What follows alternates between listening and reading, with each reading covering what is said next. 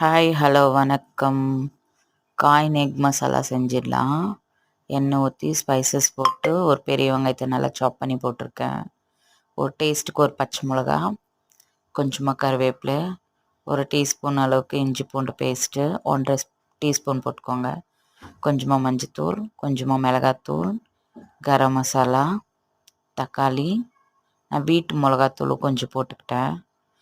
2 தக்காளி அரைச்சிருக்கேன், அதையும் ஊற்றியாச்சு. நல்லா வதக்கிட்டு தேவையான அளவுக்கு தண்ணி ஊற்றி கொதித்த உடனே தனியாத்தூள் போட்டுக்கலாம் 1/2 டீஸ்பூன். போட்டு நல்லா கொதித்த உடனே தயிர் ஊற்றிக்கலாம். தேவைக்கேற்ப உப்பு போட்டுட்டு கொதிக்கிட்டோம். கொத்தமல்லி தூவி விட்டுடலாம். நல்லா கொதித்து பச்சை மசாலா வாசனைலாம் போயிடுச்சு. கட் பண்ணி வச்ச எக்கை போட்டுக்கலாம். நல்லா கொதிக்கிட்டோம்.